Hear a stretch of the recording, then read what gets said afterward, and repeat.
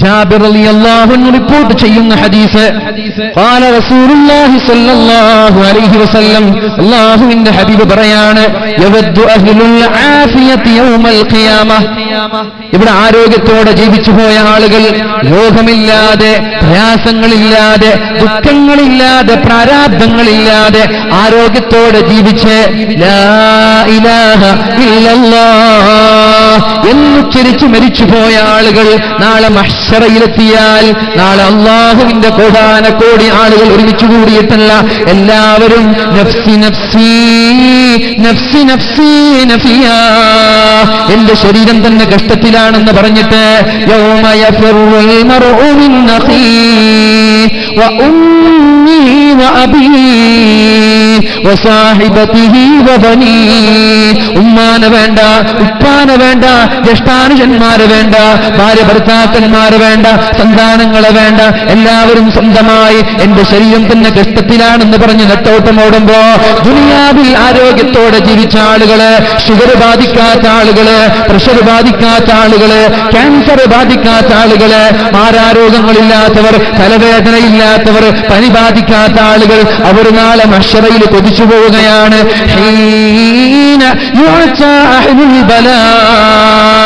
ഇവിടെ ക്യാൻസർ ബാധിച്ചവർക്ക് അല്ലാഹു ഇവിടെ നൽകുന്ന സ്ഥാനം കാണുമ്പോ, ഇവിടെ ഷുഗർ ബാധിച്ച ആളുകൾക്ക് അല്ലാഹു സ്വർഗീയ ലോകത്ത് സ്ഥാനം നൽകുന്നത് കാണുമ്പോ, ഇവിടെ പ്രഷറും കൊളസ്ട്രോളും തലവേദനയും പനിയും ഛർദിയും നടുവേദനയും മുട്ടുവേദനയുമായി നിരന്തരമായി രോഗം കൊണ്ട് പരീക്ഷിക്കപ്പെട്ട ആളുകൾക്ക് അല്ലാഹു സ്വർഗീയ ലോകത്ത് ഉന്നതമായ തട്ട് നൽകുന്നത് കാണുമ്പോൾ, ഉന്നതമായ സ്ഥാനം നൽകുന്നത് കാണുമ്പോൾ അവർ അല്ലാഹുവിനോട് പറയുകയാണ് ലൗ അന്ന ജുലൂദഹും കാനത് ഖുരിലത് ഫിദ്ദുനിയ ബിൽ മഖാദീർ. അല്ലാഹുവേ, എന്തോ എനിക്ക് രോഗം തരാത്തത്, എന്തോ എനിക്ക് പനി തരാത്തത്, എന്തോ എനിക്ക് തലവേദന തരാത്തത്, എന്റെ ശരീരത്തെ നല്ല കത്രികകൾ കൊണ്ടുവന്നിട്ട് കീറി മുറിക്കാമായിരുന്നില്ലേ? വെറും ഷുഗറല്ല, വെറും ക്യാൻസർ അല്ല, എന്റെ റബ്ബേ, എനിക്ക് നീ ഭൂമിയിൽ രോഗം തരാത്തത് വലിയൊരു കത്രികകൾ കൊണ്ടുവന്നിട്ട് എന്റെ ശരീരത്തെ കഷ്ണം കഷ്ണമായി നിനക്ക് മുറിച്ചു മാറ്റാമായിരുന്നില്ലേ? ആ ഒരു പരീക്ഷണം ഞാൻ ദുനിയാവിൽ നേരിട്ടിരുന്നെങ്കിൽ എനിക്കും ഇവരുടെ കൂടെ സ്വർഗത്തിലെത്താമായിരുന്നു, എനിക്കും ഇവരുടെ കൂടെ സ്വർഗത്തിന്റെ ഉന്നതമായ തട്ടിലെത്താമായിരുന്നു. ഇന്നലിൽ ജന്നതി മിഅതു ദറജ, സ്വർഗത്തിന് 100 തട്ടുകളാണുള്ളത്, 100 ദറജകളാണ് സ്വർഗത്തിനുള്ളത്. ഓരോ ആളുകൾക്ക് ഓരോ ദറജകൾ നൽകുമ്പോൾ അല്ലാഹുവിന്റെ ഹബീബായ മുഹമ്മദുർ റസൂലുള്ളാഹി സ്വല്ലല്ലാഹു അലൈഹി വസല്ലം തങ്ങൾ പറയുകയാണ് ഇന്നൽ അബ്ദ ഇദാ സബഖത് ലഹു മിനല്ലാഹി മൻസില. അല്ലാഹു ഒരാൾക്ക് സ്വർഗത്തിന്റെ 100ാമത്തെ തട്ട് നൽകാൻ അല്ലാഹു പ്ലാൻ ചെയ്താൽ, സ്ത്രീകളുടെ ബക്കറ്റ് വരുന്നുണ്ട് ഇൻഷാ അല്ലാഹ്. നമ്മുടെ വിഷയം പരീക്ഷണങ്ങളാണ്. അപ്പോൾ നമ്മൾ ശ്രദ്ധിക്കേണ്ടത്, ഈ ഹദീസും കൂടി പറഞ്ഞ് ഞാൻ ആ വിഷയത്തിലേക്ക് പോവാം. അതിനുമുമ്പ് ബക്കറ്റ് കൊടുക്കരുത്. ഇന്നൽ അബ്ദ ഇദാ സബഖത് ലഹു മൻസില, അടിമകൾക്ക് അല്ലാഹു സ്വർഗീയ ലോകത്ത് ഒരു സ്ഥാനം നൽകാൻ അല്ലാഹു ഉദ്ദേശിച്ചാൽ 100 തട്ടാണ്. 100 തട്ടിലും നമുക്ക് ഓടി വരെ ബുർജ് ഖലീഫ ആണല്ലേ, ബുർജ് ഖലീഫ, അതിൽ നമുക്ക് ആദ്യം ഓടി വരാം. 100 തട്ട് എന്ന് പറയുമ്പോൾ നാട്ടിലൊക്കെ മാക്സിമം 15-20 ഒക്കെ അല്ലേ ഉള്ളൂ. 100 തട്ട് എന്ന് പറയുമ്പോൾ അമ്മക്ക് ഓടി വരാതാണ്. സ്വർഗം 100 തട്ടുകളാണ്. ഇന്നലിൽ ജന്നതി മിഅതു ദറജ, അതിന്റെ ഏറ്റവും ഉത്തമമായ തട്ടാണ് ഫിർദൗസ്. ആ ഫിർദൗസ് എന്ന സ്വർഗം ഒരാൾക്ക് നൽകാൻ അല്ലാഹു തീരുമാനിച്ചാൽ, ഇവിടെ ഇരിക്കുന്ന ഒരാൾ, ഈ സദസ്സിലിരിക്കുന്ന ഒരാൾ, ഇതിൽപ്പെട്ട ഒരാൾക്ക് സ്വർഗത്തിന്റെ ആ 100ാമത്തെ തട്ട് നൽകണം എന്ന് അല്ലാഹു തീരുമാനിച്ചു. അല്ലാഹുവിന്റെ തീരുമാനങ്ങളെ തടയാൻ പറ്റുമോ? اللهم لا مانع لما أعطيت ولا معطي لما منعت ولا راد لما قضيت. അല്ലാഹുവിന്റെ വിധിയെ മാറ്റിമറിക്കാൻ കഴിയുമോ? ഇല്ലേ? അല്ലാഹു ഒരു വിധി വിധിച്ചാൽ ആ വിധിയെ നമ്മൾക്ക് മാറ്റിമറിക്കാൻ പറ്റുമോ? വലാ റാദ്ദ ലിമാ ഖളൈത, അല്ലാഹുവിന്റെ വിധികളെ മാറ്റിമറിക്കാൻ പറ്റൂല. അല്ലേ? اللهم لا مانع لما أعطيت അല്ലാഹുവേ നീ നൽകിയതിനെ തടയുന്നവനില്ല ولا معطي لما منعت നീ തടഞ്ഞതിനെ നൽകുന്നവനില്ല ولا راد لما قضيت നീ വിധിച്ചതിനെ തടയുന്നവനുമില്ല. എന്നാലുണ്ട് അല്ലാഹു വിധിച്ചതിനെ തടയാൻ പറ്റുന്ന രണ്ട് ആയുധങ്ങളുണ്ട്. അല്ലാഹുവിന്റെ വിധികളെ തട്ടിക്കളയാനുള്ള രണ്ട് ആയുധങ്ങളുണ്ട്. ഞാൻ പറയട്ടെ അങ്ങ് കൊച്ചിയിൽ എറണാകുളത്ത് നെടുമ്പാശ്ശേരിയിലേക്ക് എയർപോർട്ടിലേക്ക് ഒരു ചെറുപ്പക്കാരൻ ഗൾഫിലേക്ക് പോയിക്കൊണ്ടിരിക്കുകയാണ്. കാത് തുറന്നു കേൾക്ക് എന്ന ചെറുപ്പക്കാരാ, അള്ളാഹുവിന്റെ വിധികളെ കുറിച്ച് നമ്മൾ മനസ്സിലാക്കണം. എന്നാണ് അള്ളാഹുവിന്റെ വിധി എന്ന് പറഞ്ഞാൽ അള്ളാഹു ഒന്ന് കണക്കാക്കിയാൽ അത് നടക്കുമെന്നതിൽ സംശയമില്ല. അള്ളാഹു നമ്മൾക്കൊരു അപകടം വരാൻ വെച്ചാൽ നിർബന്ധമായിട്ടും അത് വന്നിരിക്കും. പക്ഷേ ഈ അപകടങ്ങളെ തടയാനുള്ള രണ്ട് ആയുധം നമ്മുടെ കയ്യിലുണ്ട്. ആ ആയുധം ഉപയോഗിച്ചാൽ നമ്മൾ അറിയാതെ നമ്മുടെ മക്കളെ മരിച്ചു പോകൂല, ജീവിതത്തിൽ ആക്സിഡന്റ് ഉണ്ടാവൂല, ജീവിതത്തിൽ മാറാരോഗങ്ങൾ ഉണ്ടാവൂല. ഏതാണ് ആ ആയുധം? അള്ളാഹുവിന്റെ ഹബീബ് തന്നെ പഠിപ്പിക്കുന്നുണ്ട്. നെടുമ്പാശ്ശേരിയിലേക്ക് എയർപോർട്ടിലേക്ക് കാറിൽ കയറിയിട്ട് ഒരു ചെറുപ്പക്കാരൻ കൊച്ചിയിൽ നിന്ന് നെടുമ്പാശ്ശേരി എയർപോർട്ടിലേക്ക് ഗൾഫിലേക്ക് പോകാൻ വേണ്ടി വണ്ടി കയറിയതാണ്, കാറ് കയറിയതാണ്. നമ്മൾക്കൊക്കെ അറിയാം, നമ്മളൊക്കെ ഗൾഫിലേക്ക് പോകുന്ന ആളുകളാണ്. അവസാനമായി ഭാര്യമാരോട് സലാം പറഞ്ഞ്, ഭർത്താവിനോട് സലാം പറഞ്ഞ്, മാതാപിതാക്കളോട് സലാം പറഞ്ഞ്, മക്കളെ ഒന്ന് മാറോട് ചേർത്ത് പിടിച്ച് ഒന്ന് അവരുടെ നെറ്റിത്തടങ്ങളിൽ ഉമ്മ വെച്ച് കരയുന്ന കണ്ണുമായി, കലങ്ങിയ കണ്ണുമായി, കരയുന്ന ഹൃദയവുമായിട്ട് പ്രവാസികളായ ആളുകൾ അങ്ങ് ഗൾഫിലേക്ക് പോകുമ്പോ അവരുടെ മെന്നഞ്ചികങ്ങൾ തകരുകയാണ്. എന്നാലും എന്റെ കുടുംബത്തിന്റെ രണ്ടറ്റം കൂട്ടിമുട്ടിക്കാൻ വേണ്ടി കഷ്ടപ്പാടുകൾ വഹിച്ചിട്ട്, വിരഹവേദന സഹിച്ചിട്ട്, പ്രയാസങ്ങൾ സഹിച്ചിട്ട്, ഉമ്മമാരെ കാണാതെ, ഉപ്പമാരെ കാണാതെ, കുടുംബക്കാരെ കാണാതെ, ഭാര്യമാരെ കാണാതെ, മക്കളെ കാണാതെ 1, 2, 3 വർഷം ഗൾഫിൽ പ്രവാസികളായി ജീവിക്കുന്ന ആളുകൾ, അല്ലാഹു റബ്ബ് സുബ്ഹാനഹു വ തആല അവരുടെ ജോലിയിലൊക്കെ അല്ലാഹു ബർക്കത്ത് ചെയ്യട്ടെ. അല്ലാഹു അവരുടെ ജോലിയിൽ ബർക്കത്ത് ചെയ്യട്ടെ. അവരുടെ ദാമ്പത്യ ജീവിതത്തിന് അല്ലാഹു ബർക്കത്ത് ചെയ്യട്ടെ. ഞാൻ പറഞ്ഞു വരുന്നത്, അങ്ങനെ ഒരു പ്രവാസി നാട്ടുകാരായ കുടുംബക്കാരോട്, വീട്ടുകാരോട് സലാം പറഞ്ഞിട്ട് ഗൾഫിലേക്ക് പോകാൻ വേണ്ടി കാറിൽ കയറിയതാണ്. കാറിങ്ങനെ അമിതമായ വേഗത്തിൽ ഇങ്ങനെ സഞ്ചരിച്ചു കൊണ്ടിരിക്കുമ്പോഴാണ് കാറിനകത്തുള്ള ചെറുപ്പക്കാരന് പുറത്തൊരു ബൈക്ക് പോകുന്നത് കാണുന്നത്.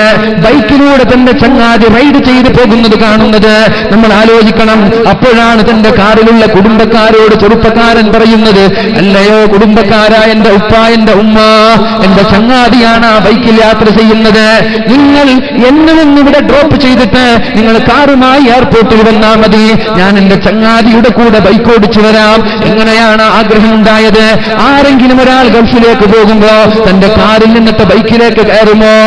തന്റെ മാതാപിതാക്കളും കുടുംബക്കാരും പറഞ്ഞതുപോലെ, തന്റെ മകൻ പറഞ്ഞതുപോലെ ചങ്ങാതിയോട് വണ്ടി നിർത്താൻ പറയുകയും ആ കാർ അവിടെ നിർത്തിയിട്ട് ബൈക്കിലേക്ക് കയറുകയാണ്.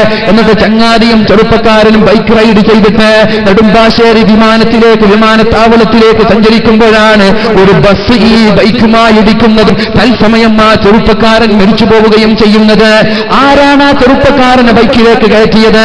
കാറിലൂടെ പോകുന്ന ചെറുപ്പക്കാരന്റെ മുന്നിലേക്ക് തന്റെ ചങ്ങാതി ഒരു മരണരൂപത്തില്, അസ്രായീലിന്റെ രൂപത്തില്, മരണമാരാക്കയുടെ രൂപത്തിലേക്ക് കൊണ്ടുവന്നതാരാ?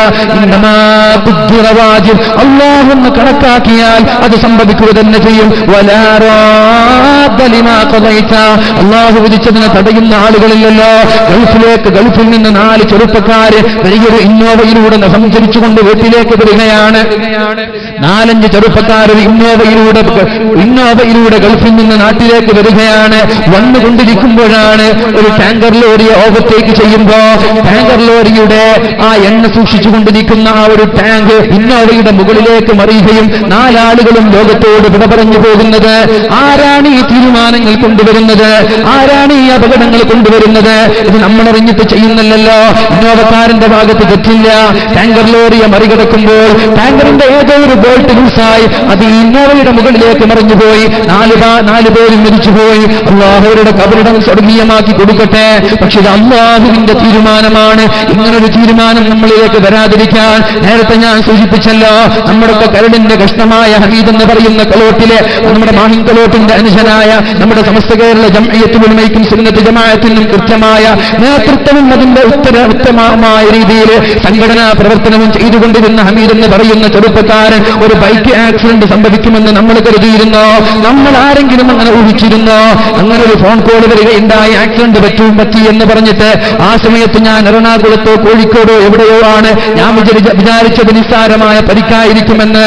3 ദിവസം കഴിഞ്ഞപ്പോഴേക്കും ലോകത്തോട് ഇവിടെ പറയുകയാണ്, ആരാണിത് തീരുമാനിച്ചത്? അവനറിഞ്ഞോ? നമ്മളറിഞ്ഞോ? ഇല്ലല്ലോ. ഇതുപോലൊരു അപകടം നമ്മളിലേക്ക് കടന്നു വരാതിരിക്കാൻ നമ്മളൊക്കെ കണ്ണിലെണ്ണ ഒഴിച്ച് സൂക്ഷിക്കുന്ന, കണ്ണിലുണ്ണിയായി കണ്ണിലെ കൃഷ്ണമണിയായി സ്നേഹിച്ചിരുന്ന കേരളക്കരയുടെ ന്യൂനപക്ഷമായ മുസ്ലിം സമൂഹത്തിന്റെ ശബ്ദമായിരുന്ന പാർലമെന്റിൽ വെച്ചെന്നിട്ട് മുസ്ലിമീങ്ങൾക്ക് വേണ്ടി ശബ്ദിച്ച, കേരളക്കാർക്ക് വേണ്ടി ശബ്ദിച്ച, ന്യൂനപക്ഷത്തിന് വേണ്ടി ശബ്ദിച്ച ഒരു രാഷ്ട്രീയ നേതാവ് ഈ അഹമ്മദ് സാഹിബ് ലോകത്തോട് വിട പറയുമെന്ന് നമ്മൾ കരുതിയിരുന്നു.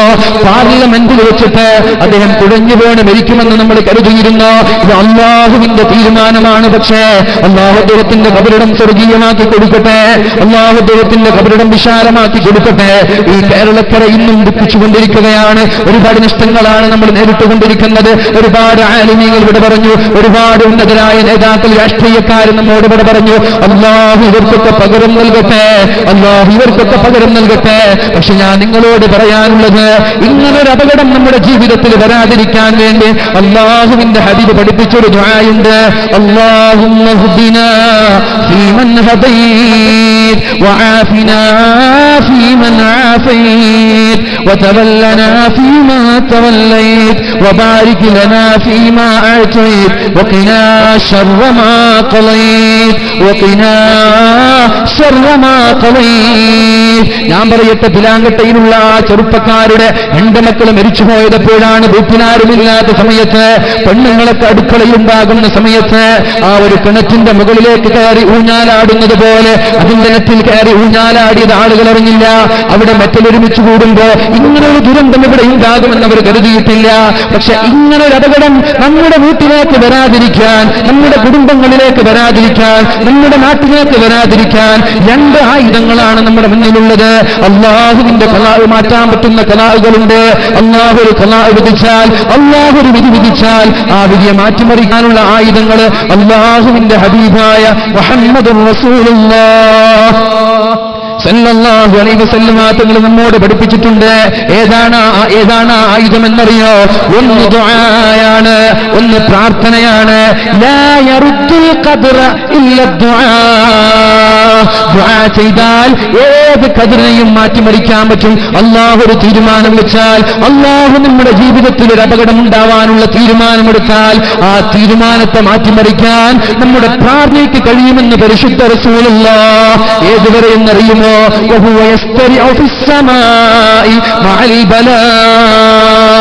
ഒരു ആക്സിഡന്റ് വരാൻ 45-ാമത്തെ വയസ്സിലെ ആക്സിഡന്റ് പറ്റി മരിച്ചു പോകാനാണ് അല്ലാഹുവിന്റെ തീരുമാനമാണെങ്കിൽ, ആ ചെറുപ്പക്കാരൻ 25-ാമത്തെ വയസ്സ് മുതൽ സുബ്ഹി നിസ്കാരത്തിന് മുന്നേ എണീറ്റുകൊണ്ട് ഉളൂ ചെയ്ത് തഹജ്ജുദ് നിസ്കരിച്ച് 2 കരങ്ങളും അല്ലാഹുവിലേക്ക് ഉയർത്തിയിട്ട് ദുആ ചെയ്യാറുണ്ട്. വഖിനാ ശർറ മാ ഖളൈത് വഖിനാ ശർറ മാ ഖളൈത് വഖിനാ ശർറ മാ ഖളൈത്. അല്ലാഹുവേ ശർറായ വിധിയിൽ നിന്ന് നീ എന്നെ കാക്കണേ അല്ലാ, ശർറായ വിധിയിൽ നിന്ന് നീ എന്നെ കാക്കണേ അല്ലാ, ശർറായ വിധിയിൽ നിന്ന് നീ എന്നെ കാക്കണേ അല്ലാ. എനിക്ക് നല്ലതും ശർറും ഖൈറും നീ വിധിച്ചിട്ടുണ്ടെന്ന് എനിക്കറിയാം. പക്ഷേ ശർറായ ഖലായിൽ നിന്ന്, അപകടങ്ങളിൽ നിന്ന്, മാരാരോഗങ്ങളിൽ നിന്ന്, കടക്കണിയിൽ നിന്ന്, മക്കളെ മരിച്ചു പോകുന്നതിൽ നിന്ന്, ഇതുപോലെയുള്ള പ്രയാസങ്ങളിൽ നിന്ന് എന്നെ കാക്കണേ എന്നുള്ള ദുആ എല്ലാവരും എല്ലാ നിസ്കാരശേഷവും ആവർത്തിക്കണം. ഒരു ദുബൈ നിസ്കാരം കഴിഞ്ഞാൽ ദുആ ചെയ്യണം. വഖിനാ ശർറ മാ ഖളൈത്. ദുഹർ നിസ്കാരം കഴിഞ്ഞാലും, അസ്ർ നിസ്കാരം കഴിഞ്ഞാലും, മഗ്രിബ് നിസ്കാരം കഴിഞ്ഞാലും, ഇശാ നിസ്കാരം കഴിഞ്ഞാലും സർവശക്തനായ ജഗന്നിയന്താവായ സർവലോക പരിപാലകനായ അല്ലാഹുവിലേക്ക് കൈയുയർത്തിക്കൊണ്ട് ദുആ ചെയ്യണം. വഖിനാ ശർറ മാ ഖളൈത്. അല്ലാഹുവേ ശർറായ വിധിയിൽ നിന്ന് ഞങ്ങളെ കാക്കണേ എന്ന് അല്ലാഹു കാക്കുമാറാവണേ. വഹുവ യസ്തരിഉ മഅൽ ബലാ. നമ്മൾക്ക് എന്തെങ്കിലും ഒരു അപകടം വരാൻ വേണ്ടി അല്ലാഹു കരുതിയിട്ടുണ്ടെങ്കിൽ ആ അപകടവുമായി ഒരു മൽപിടുത്തം നടത്തും, ഒരു ഫൈറ്റ് നടത്തും. എന്നിട്ട് അപകടത്തെ തോൽപ്പിച്ച് ദുആ വിജയിക്കുമെന്ന് പരിശുദ്ധ റസൂൽ പറഞ്ഞല്ലോ. 45-ാമത്തെ വയസ്സിൽ ഒരു ആക്സിഡന്റ് പടച്ചോൻ കരുതിയിരിക്കുകയാണ്. ഈ ആക്സിഡന്റ് എന്ന് പറയുന്ന റബ്ബിന്റെ ശർറായ വിധിയുമായി നമ്മുടെ ദുആ ഒരു ഫൈറ്റിംഗ്. ജീവിതത്തിൽ വരാനിരിക്കുന്ന അപകടങ്ങൾ. അഥവാ നമ്മളിങ്ങനെ വീട്ടിൽ ഉറങ്ങിക്കൊണ്ടിരിക്കുമ്പോഴാണ് മകൻ അല്ലെങ്കിൽ നമ്മുടെ മകൾ ബക്കറ്റിൽ വീണ് മരിക്കുന്നത്. ഈ അടുത്തൊരു വാർത്ത വായിച്ചു. ബക്കറ്റിൽ നിറയെ വെള്ളം നിറച്ചിട്ട് സർഫക്സൽ എടുക്കാൻ വേണ്ടി ഉമ്മ അകത്തേക്ക് ചെന്നതാണ്. സർഫക്സൽ എടുത്ത് ഉമ്മ പുറത്തേക്ക് വരുമ്പോൾ തല കീഴായി ബക്കറ്റിൽ വീണുകൊണ്ട് മരിച്ചു കിടക്കുന്ന പൊന്നുമോ. എങ്ങനെയാണ് ഇതൊക്കെ ഒരു ഉമ്മാക്ക് സഹിക്കാൻ പറ്റുക? എങ്ങനെയാണ് ഒരു ഉമ്മാക്ക് ഇതൊക്കെ സഹിക്കാൻ പറ്റുക? അതുകൊണ്ടാണ് ഞാൻ പറഞ്ഞത്, ജീവിതത്തിൽ ഇങ്ങനെ ഒരു അപകടങ്ങൾ വരാതിരിക്കാൻ വേണ്ടി അല്ലാഹുവിനോട് ദുആ ചെയ്തേക്ക്. അല്ലാഹുവേ, ശർറായ വിധിയിൽ നിന്ന് നീ എന്നെ കാക്കണേ അല്ലാഹ്. അല്ലാഹു കാക്കുമാറാവട്ടെ. ഇത് ഒന്നാമത്തെ ആയുധമാണെങ്കിൽ രണ്ടാമത്തെ ആയുധം അല്ലാഹുവിന്റെ ഹബീബ് പറഞ്ഞത് അസ്സദഖതു റദ്ദുൽ ബലാ. ജീവിതത്തിൽ പരീക്ഷണങ്ങളാണ്. മനുഷ്യനെ പടച്ചവൻ സൃഷ്ടിച്ചത് തന്നെ പരീക്ഷിക്കാനാണ്. ആ പരീക്ഷണങ്ങളിൽ വിജയിക്കാൻ നമ്മൾക്ക് പറ്റിയെന്ന് വരില്ല. അതുകൊണ്ട് പരീക്ഷണം വരാതിരിക്കാൻ വേണ്ടി ഒന്ന് ദുആ ചെയ്തുകൊണ്ട്, രണ്ട് സ്വതക്ക കൊടുത്തുകൊണ്ട് റബ്ബിനോട് ദുആ ചെയ്യ്. അതുകൊണ്ട് പെണ്ണുങ്ങളുടെ ഭാഗത്തേക്ക്, സ്ത്രീകളുടെ ഭാഗത്തേക്ക് ബക്കറ്റ് വരുമ്പോ ഇന്നത്തെ ദുആ, ഇന്നത്തെ സ്വതക്ക എന്തിനു വേണ്ടിയായിരിക്കണം? അല്ലാഹുവേ, എന്റെ മരണം വരെ എന്റെ ജീവിതത്തിൽ ശർറായ വിധി നീ എന്തെങ്കിലും വിധിച്ചിട്ടുണ്ടെങ്കിൽ ഇതാ ഞാൻ നല്ലൊരു തുക കൊടുക്കുകയാണ്. പള്ളി നിർമ്മിക്കുന്നുണ്ട്, മനോഹരമായ പള്ളി. നമ്മുടെ പെരടാല ജാറം മക്കാമിനോടനുബന്ധിച്ച് ഇവിടെ പകുതിയിലാണ്. ആ പള്ളിക്ക് വേണ്ടി ഇൻഷാ അല്ലാഹ് എന്റെ വക ഒരു 2000 രൂപ ഞാൻ നൽകുകയാണ് റബ്ബേ. 1000 രൂപ ഞാൻ ഇതാ ബക്കറ്റിലിടുകയാണ്. ഈ സ്വതക്ക കാരണം, പള്ളിയിലേക്ക് ഞാൻ നൽകുന്ന ഈ ഒരു സ്വതക്ക കാരണം അല്ലാഹുവേ, എന്റെ ജീവിതത്തിൽ ശർറായ വിധികൾ നീ എന്തെങ്കിലും ഒന്ന് വിധിച്ചിട്ടുണ്ടെങ്കിൽ ഒന്നാമത്തെ ആയുധമായ സ്വതക്ക നൽകുകയാണ്. രണ്ടാമത്തെ ആയുധമായ ദുആ. അല്ലാഹുവേ, ഈ സ്വതക്കയുടെ ബർക്കത്ത് കൊണ്ട് എന്റെ ജീവിതത്തിലെ ശർറായ വിധികളെ നീ തടുക്കണേ എന്ന് പറഞ്ഞിട്ട് ഒരു 1000-ഓ 2000-ഓ 500-ഓ നമ്മളുടെ കയ്യിലുള്ളത് പ്രത്യേകിച്ചിട്ട് പെണ്ണുങ്ങൾ ബക്കറ്റിലിട്ട് കൊടുക്കുക. നിങ്ങളുടെ കൈകളിൽ നിങ്ങൾ സ്വന്തമാക്കിയ നിങ്ങളുടെ ആഭരണങ്ങൾ ഉണ്ടെങ്കിൽ അല്ലാഹുവേ, എന്റെ ജീവിതത്തിൽ ഇങ്ങനൊരു അപകടങ്ങൾ എനിക്ക് തരരുത്. ക്യാൻസർ പോലെയുള്ള അസുഖങ്ങൾ തരരുത്. ഷുഗർ, പ്രഷർ, കൊളസ്ട്രോൾ പോലെയുള്ള അസുഖങ്ങൾ തരരുത് എന്ന് പറഞ്ഞിട്ട് നമ്മൾ എന്ത് ചെയ്യുക? ബക്കറ്റിലേക്ക് ഇടുക. അല്ലാഹു ഇൻഷാ അല്ലാഹ് മരണം വരെ നമ്മൾക്കൊരു അപകടം നൽകൂല. അല്ലാഹു നമ്മളെ രക്ഷപ്പെടുത്തട്ടെ. ആണുങ്ങൾ അങ്ങനെ തന്നെ. ഒരു പക്ഷെ ബക്കറ്റ് വരും, അല്ലെങ്കിൽ മുസാഫത്ത് ആയിരിക്കും. എന്തായാലും ആ പഴയ 10ഉം 20ഉമായിട്ട് വേണ്ട. 10-20ന്റെ സംവിധാനം നിർത്തി 500, 1000, 2000 ഒക്കെ നൽകുന്ന രീതിയിലേക്ക് മാറണം നമ്മൾ. വലിയൊരു പിരിവ് കൈപൊക്കിയിട്ടൊന്നും ഞാൻ ചോദിക്കുന്നില്ല. പള്ളി ഇവിടെ പകുതി പണിയിലാണ്. അതുകൊണ്ട് പള്ളിയുടെ ആ ഒരു വർക്ക് പൂർത്തീകരിക്കാൻ വേണ്ടി നമ്മളാൽ കഴിയുന്ന നല്ലൊരു തുക നമ്മൾ എന്ത് ചെയ്യുക? ഒന്നുകിൽ മുസാഫഹത്താണെങ്കിൽ മുസാഫഹത്ത്, ബക്കറ്റിലാണെങ്കിൽ ബക്കറ്റ്. പക്ഷെ നീയത്തെന്താണ്? അല്ലാഹുവേ, നമ്മളറിയാതെ എന്തെങ്കിലും ഒരു ശർറായ വിധി നീ നമ്മൾക്ക് വിധിച്ചിട്ടുണ്ടെങ്കിൽ നീ എന്നെ കാക്കണേ എന്ന് പറഞ്ഞ് നമ്മൾ ഇട്ട് കൊടുക്കുക. അല്ലാഹു സ്വീകരിക്കട്ടെ. അല്ലാഹു സ്വീകരിക്കട്ടെ. ഇപ്പൊ പരിശുദ്ധ റസൂലുള്ളാഹി സ്വല്ലല്ലാഹു അലൈഹി വസല്ലമ തങ്ങൾ പറയാൻ, എന്ത് കേൾക്കണം നമ്മൾ? ഇനി പോവരുത്. ഇനി ബഹുമാനപ്പെട്ട നജ്മുദ്ദീൻ തങ്ങൾ വരാൻ. ഇനി ഞാൻ ഇതുവരെ നിങ്ങൾക്ക് പോകാനുള്ള സമ്മതമൊക്കെ ഉണ്ടായിരുന്നു. ഇനി നിങ്ങൾ പോവരുത്. എൻ്റെ സമയം അതിക്രമിക്കാൻ പോവാണ്. നജ്മുദ്ദീൻ തങ്ങൾ വരാണ്. അപ്പോൾ മൂപ്പര് വന്ന് ദുആ ചെയ്ത് ദുആക്ക് നേതൃത്വം നൽകി എന്നിട്ട് നമ്മൾക്ക് പോവാം ഇൻഷാ അല്ലാഹ്. എല്ലാവരും ഒന്ന് എണീറ്റ് നിന്നിട്ട് ഒന്നൊരു വിശ്രമിക്കാൻ വേണ്ടി, റെസ്റ്റ് എടുക്കാൻ വേണ്ടി ഒന്ന് എണീറ്റിക്ക്. എല്ലാവരും എണീറ്റിക്കല്ലേ? ലാ ഇലാഹ ഇല്ലല്ലാഹു ലാ ഇലാഹ ഇല്ലല്ലാഹ് ലാ ഇലാഹ ഇല്ലല്ലാഹ് മുഹമ്മദുർ റസൂലുള്ളാഹ് ലാ ഇലാഹ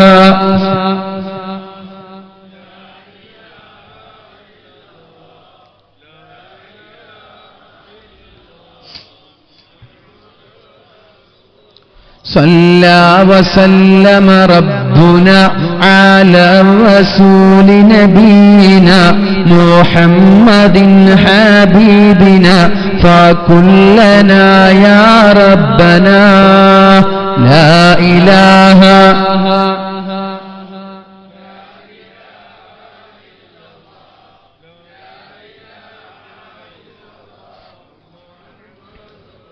ദാഹം മൗത്തത് കൂട്ടിടും ഇബ്ലീസ് കൂസിനെ കാട്ടിടും നേരം ലഈനവനാട്ടുവാൻ ബദരീങ്ങളാൽ തുണ റബ്ബനാ ലാ ഇലാഹ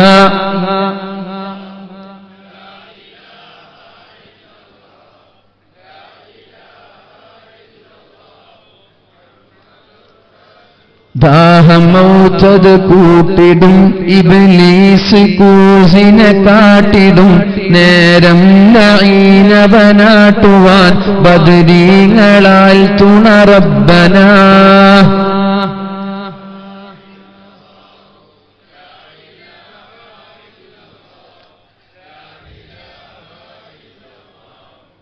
ദണ്ണം വബാവാസൂരിയും മറ്റുള്ള ദീനമടങ്കലും ബദരീങ്ങളെ ബറകത്തിനാൽ ശിഫയാക്കണം യാ റബ്ബനാ ലാ ഇലാഹ.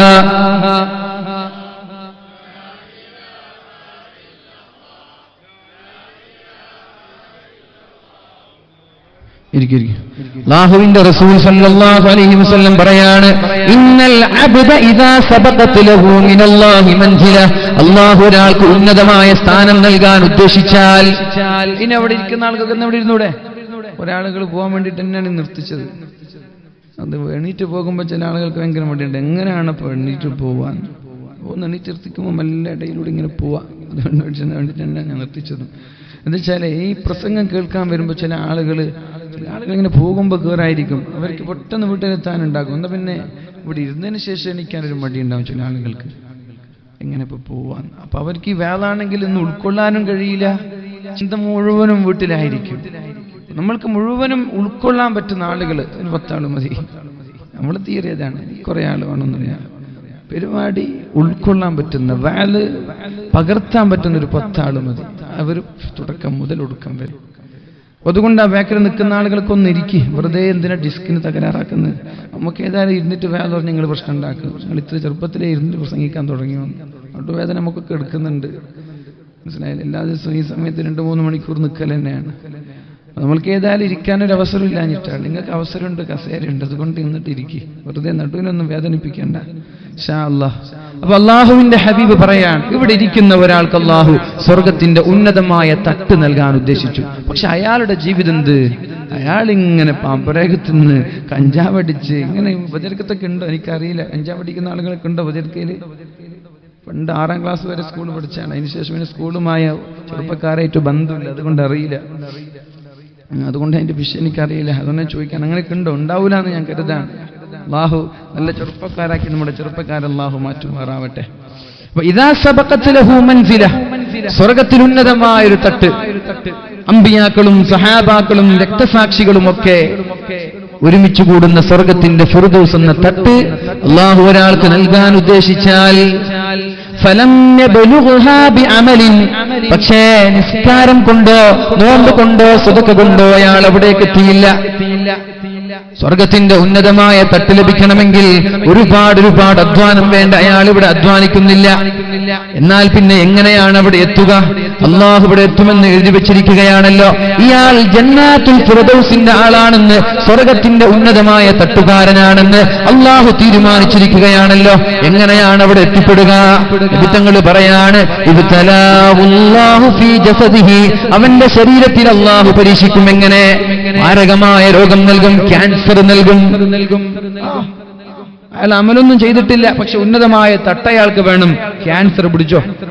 പക്ഷെ ഒരു കാര്യം, രോഗം വന്നു, മാരകമായ രോഗം വന്നു. അത് ക്ഷമിച്ചില്ലെങ്കിൽ അല്ലാഹു നമ്മുടെ പാപങ്ങൾ പുറത്തു തരൂല. മഹാനായ സിദ്ദീഖുൽ അക്ബർ റളിയല്ലാഹു അൻഹു, അദ്ദേഹത്തിന് 7 വർഷമായി പല്ലുവേദനയാണ്. 7 വർഷമായി പല്ലുവേദനയാണ്. ആ പല്ലുവേദനയെ കുറിച്ച് മഹാനായ സിദ്ദീഖ് തങ്ങൾ നബി തങ്ങളോട് പറഞ്ഞിരുന്നില്ല. കേൾക്കുന്നുണ്ടോ? നമുക്കൊരു പനി വന്ന അപ്പൊ പിന്നെ ഗൾഫിലേക്ക് മക്കൾക്കും വിളിച്ചു, പെമ്മക്കൾക്കും വിളിച്ചു, പെങ്ങന്മാർക്കും വിളിച്ചു, ആങ്ങളമാർക്കും എല്ലാവർക്കും വിളിച്ചിട്ട് എനിക്ക് പനിയാണ്, എനിക്ക് സുഖമില്ല, എനിക്ക് കഴിയുന്നില്ല. ഇതാണ് നമ്മുടെ സ്വഭാവം. ഒരു പനി വരുമ്പോ, ഒരു തലവേദന വരുമ്പോ, ഒരു നടുവേദന വരുമ്പോ നാട്ടുകാരൊക്കെ അറിയിച്ചു പറഞ്ഞിട്ട് കാര്യമില്ല. അതുകൊണ്ട് നമ്മുടെ പാപം പൊറുക്കപ്പെടുമെന്ന് പ്രതീക്ഷിക്കേണ്ട. മഹാനായ സിദ്ദീഖുൽ അക്ബർ റളിയല്ലാഹു അൻഹു, അദ്ദേഹം 7 വർഷമായി പല്ലുവേദന. നബി തങ്ങളോട് പറയാമായിരുന്നു, പക്ഷെ പറഞ്ഞില്ല. നബി തങ്ങളോട് പറയാമായിരുന്നു തന്റെ പല്ലുവേദനയെ കുറിച്ച്, പക്ഷേ നബി തങ്ങളോടും പറഞ്ഞില്ല.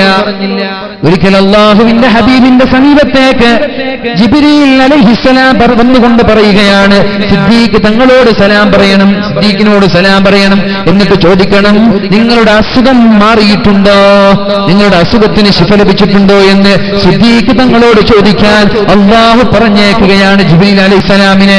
നബി തങ്ങൾ ചോദിച്ചു, സിദ്ദീഖ്, ജിബ്രീൽ അലൈഹിസ്സലാം അങ്ങയോട് സലാം പറയുകയാണ്. എന്നിട്ട് അല്ലാഹു ചോദിച്ചിട്ടുണ്ട്, നിങ്ങളുടെ പല്ലുവേദന മാറിയിട്ടുണ്ടോ? എന്തു വേദനയായിരുന്നു? പല്ലുവേദന. എന്ന് തുടങ്ങിയതാ 7 വർഷമായി നബിയെ, പിന്നെ എന്തേ എന്നോട് പറയാത്തത്?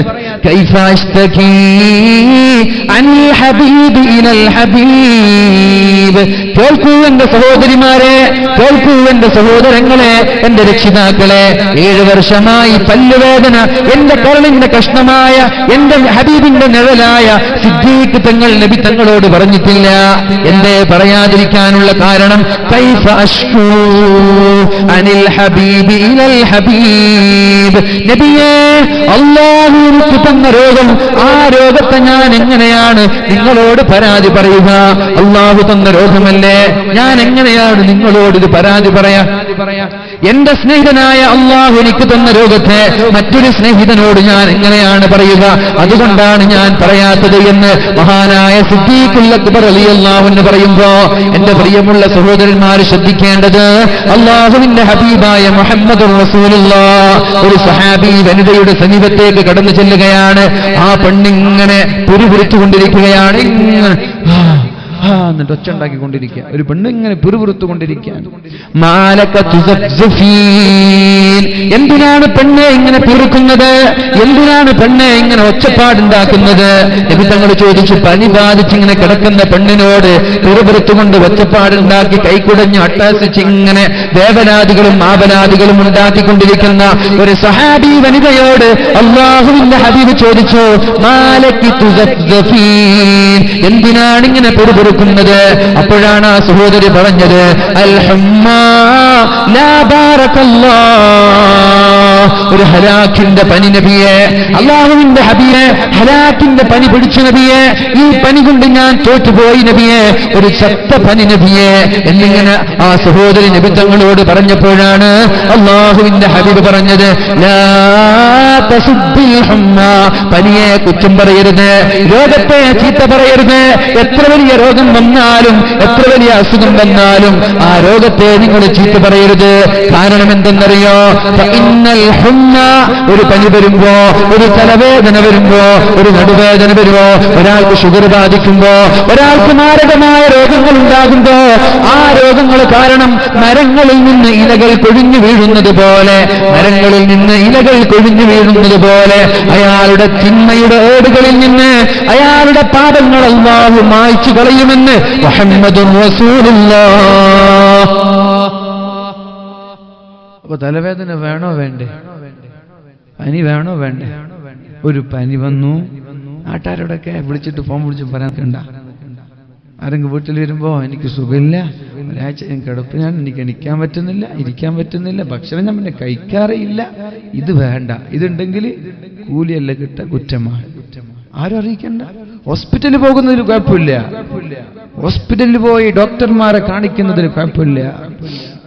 ആലോചിക്കണം. നമ്മള് മഹാനായ തൃപ്പനച്ച് കിഴിശ്ശേരി തൃപ്പനച്ച് അഹമ്മദ് മുസ്ലിയാർ ഈ പ്രബുദ്ധ കേരളത്തിൽ അവസാനമായി ലോകത്തോട് വിട പറഞ്ഞു പോയ മഹാനായ വലിയാണ് അദ്ദേഹം. മാരകമായ രോഗങ്ങൾ പിടിപെട്ടിട്ട് അദ്ദേഹത്തിന്റെ കൂടെ നടക്കുന്ന ആളുകൾ ഹോസ്പിറ്റലിലേക്ക് പോകാമെന്ന് പറഞ്ഞപ്പോ ഞാൻ ഹോസ്പിറ്റലിൽ പോവില്ല, ഹോസ്പിറ്റലിൽ പോവണം നമ്മൾ. പക്ഷേ ദറജ കൂടിയ ആളുകൾ ഹോസ്പിറ്റലിൽ പോവൂല, അവരൊന്ന് മന്ത്രിക്കാൻ പോലും പറയൂല, അവരൊന്ന് ദുആ ചെയ്യിപ്പിക്കുക പോലുമില്ല. അവരിത് സഹിക്കുമ്പോ അവർ സ്വർഗത്തിൽ ഉന്നതമായ തട്ടിലെത്തും. മഹാനായ തൃപ്പനച്ച് അഹമ്മദ് മുസ്ലിയാർ ഈശ്വരി പോയ ആളുകളുണ്ടാകും, പോയിനോ സിയാറത്തിനൊക്കെ പോയ ആളുകളുണ്ടാകും. വലിയ മഹാനാണ്. രോഗം വന്ന് മാരകമായ രോഗങ്ങൾ പിടിപെട്ട അവസാനം ഹോസ്പിറ്റലിൽ പോവാൻ അദ്ദേഹം തയ്യാറായില്ല. ഹിസാബില്ലാത്ത വിചാരണയില്ലാതെ ആയിരക്കണക്കിന് 70,000 ആളുകൾ സ്വർഗത്തിലേക്ക് പോകുമെന്ന് അല്ലാഹുവിന്റെ ഹബീബ് പറഞ്ഞപ്പോ അവിടെ കൂടിയിരിക്കുന്ന സ്വഹാബാക്കൾ ചർച്ചയിലായി. ആരായിരിക്കും ആ 70,000 ആളുകൾ? ചില ആളുകൾ പറഞ്ഞു അത് മക്കക്കാരായ ആളുകളായിരിക്കും, ചില ആളുകൾ പറഞ്ഞു നബിയുടെ കൂടെ ആദ്യം മുസ്ലിമായ ആളുകളായിരിക്കും, ചില ആളുകൾ പറഞ്ഞു അല്ല യുദ്ധത്തിൽ പോയി ഷഹീദായ ആളുകളായിരിക്കും. അങ്ങനെ ചർച്ച ചെയ്യുമ്പോഴാണ് നബി തങ്ങൾ ആ വടിയിലൂടെ കടന്നു വരുന്നത്. എന്താ നിങ്ങൾ ചർച്ച ചെയ്യുന്നത്? അപ്പോഴാണ് സ്വഹാബാക്കൾ പറഞ്ഞത് 70,000 ആളുകൾ ഹിസാബില്ലാതെ സ്വർഗത്തിലേക്ക് പോകുമെന്ന് പറഞ്ഞുവല്ലോ, അവരാരാണെന്നാണ് നമ്മൾ ചർച്ച ചെയ്യുന്നത്. നബി തങ്ങൾ പറഞ്ഞു അവർ രോഗം വന്നാൽ മന്ത്രിക്കാത്ത ആളുകളാണ്, രോഗം വന്നാൽ അവർ ഹോസ്പിറ്റലിലേക്ക് പോലും കാണിക്കാതെ അള്ളാഹുവിലേക്ക് വരമേൽപ്പിക്കുന്ന ആളുകളാണ്. അള്ളാഹു തന്ന രോഗമല്ലേ, അള്ളാഹു തന്നെ തിരിച്ചു കൊണ്ടുപോകട്ടെ, അങ്ങനെ ക്ഷമിക്കുന്ന ആളുകൾ. ആ ഒരു പൊസിഷൻ നമ്മൾ എത്തിയിട്ടില്ല. അതുകൊണ്ട് തൽക്കാലം ഹോസ്പിറ്റലിലൊക്കെ പോവുക. ആ ദർജ എത്തിയ ആളുകൾക്ക് കുഴപ്പമില്ല, ഹോസ്പിറ്റലിൽ പോവാതെ ചികിത്സിക്കുകയാണെങ്കിൽ നിങ്ങൾ സഹിക്കുകയാണെങ്കിൽ വളരെ സന്തോഷം, സ്വർഗത്തിന്റെ ദർജ കൂടിക്കൊണ്ടിരിക്കും. അള്ളാഹു രോഗം വരുമ്പോൾ ക്ഷമിക്കാൻ അള്ളാഹു തൗഫീഖ് ചെയ്യട്ടെ. അപ്പൊ ഒരു പനിയും തലവേദനകളൊക്കെ നമ്മുടെ പാപങ്ങൾ പൊറുക്കപ്പെടാനുള്ള കാരണമാണ്. അല്ലാഹുവിന്റെ ഹബീബ് സല്ലല്ലാഹു അലൈഹി വസല്ലം പറഞ്ഞു, ഇത് നാട്ടുകാരോട് ഇങ്ങനെ പറഞ്ഞു നടക്കരുത്, അല്ലാഹുവിനെ കുറിച്ച് മോശമായി ചിന്തിക്കരുത്, വേവലാദികൾ പറയരുത്, ആവലാദികൾ പറയരുത്. സിദ്ദീഖ് തങ്ങൾ നബി തങ്ങളോട് പോലും പറഞ്ഞിട്ടില്ല എന്ന് പറഞ്ഞാൽ നമ്മൾ ഭാര്യമാരോട് പോലും പറയാൻ പറ്റൂല. സിദ്ദീഖ് തങ്ങൾ നബി തങ്ങളോട് പോലും പറഞ്ഞിട്ടില്ല. നമ്മൾ എന്ത് രോഗം വന്നാലും പള്ളിയിൽ ഉസ്താദിനോട് പറയും, ഉസ്താദ് എന്ന് ദുആ ചെയ്യണമെന്ന് പറഞ്ഞിട്ട് പറയൂലേ. എത്ര വലിയ രോഗമാണെങ്കിലും ചെറിയ രോഗമാണെങ്കിലും ഖുതുബയ്ക്കോ ജുമുഅയ്ക്കോ പള്ളിയിൽ വന്നാൽ ഉസ്താദിനോടൊന്ന് പറഞ്ഞു, ഉസ്താദെ അസുഖങ്ങളുണ്ടൊന്ന് ദുആ ചെയ്യേണ്ട, ഒരു 100 500 കൊടുത്ത് നമ്മൾ ദുആ ചെയ്യിപ്പിക്കും. പക്ഷേ ദുആ ചെയ്യിപ്പിക്കുകയും ദുആ ചെയ്യിപ്പിച്ചാൽ ശിഫ ലഭിക്കുമെന്ന് ഉറപ്പുള്ള നബി തങ്ങളോട് സിദ്ദീഖ് തങ്ങൾ പറഞ്ഞില്ല. അതുകൊണ്ട് തന്നെയാണ് ലോകത്തുള്ള സർവ്വ ആളുകളുടെ ഈമാനും സിദ്ദീഖ് തങ്ങളുടെ ഈമാനും ഒരു ക്ലാസിൽ വെച്ചാൽ സിദ്ദീഖ് തങ്ങളെക്കാൾ ഭാരം നമ്മുടെ ലോകത്തുള്ള ആരുടെ ഈമാനും എത്തൂല എന്ന് പറഞ്ഞത് കേട്ടോ. ലോകത്തുള്ള എല്ലാ ആളുകളുടെ ഈമാൻ ഒരു തുലാസില്, സിദ്ദീഖ് തങ്ങളുടെ ഈമാന് മാത്രം ഒരു തുലാസില്. ഈ ലോകത്തുള്ള എല്ലാ ആളുകളിൽ ആരൊക്കെ പെടുന്നുണ്ടെന്നറിയോ?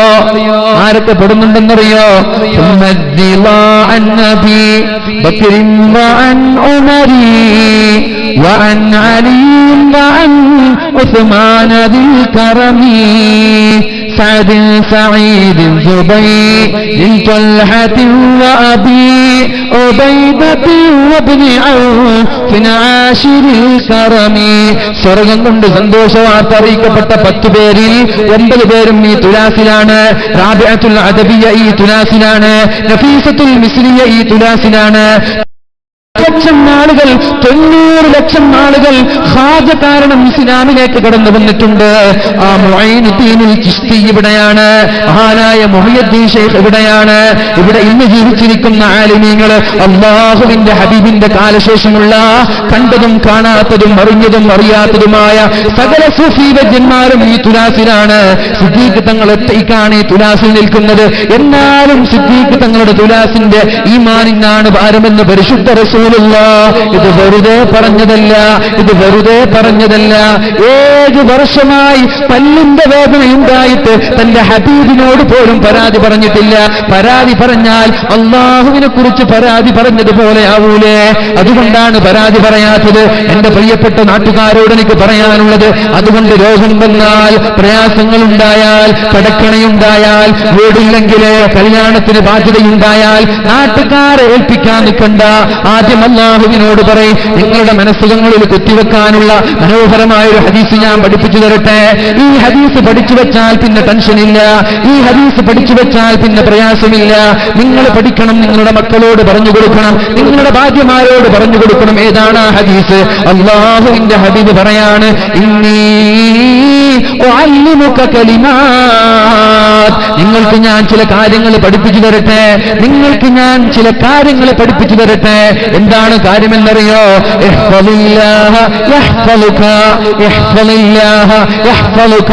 അല്ലാഹുവിനെ നീ സൂക്ഷിച്ചാൽ അല്ലാഹു നിന്നെയും സൂക്ഷിക്കുമെന്ന് പരിശുദ്ധ റസൂലുള്ളാഹ്. വീടിൽ ഒറ്റയ്ക്കാണ് കിടന്നുറങ്ങുന്നത്, ആരാരും കാണാതെ ഹറാം ചെയ്യാനൊരു സാഹചര്യമുണ്ടായാൽ എന്റെ റബ്ബ് ഇത് കാണുന്നുണ്ടല്ലോ എന്ന് പറഞ്ഞിട്ട് ഒറ്റയ്ക്കിരിക്കുമ്പോൾ അള്ളാഹുവിനെ സൂക്ഷിച്ചാൽ ആംബസിലെത്തി, കലാലയങ്ങളിലെത്തി, സ്കൂളിലെത്തി, കോളേജിലെത്തി, അവിടെ ഉമ്മയില്ല, അവിടെ ഉപ്പയില്ല, അവിടെ നാട്ടുകാരില്ല, അവിടെ മാതാപിതാക്കളില്ല, പിന്നെ അവിടെ എന്തുമാവാമെന്നല്ല, എന്നെ കാണുന്ന എന്റെ റബ്ബുണ്ടല്ലോ.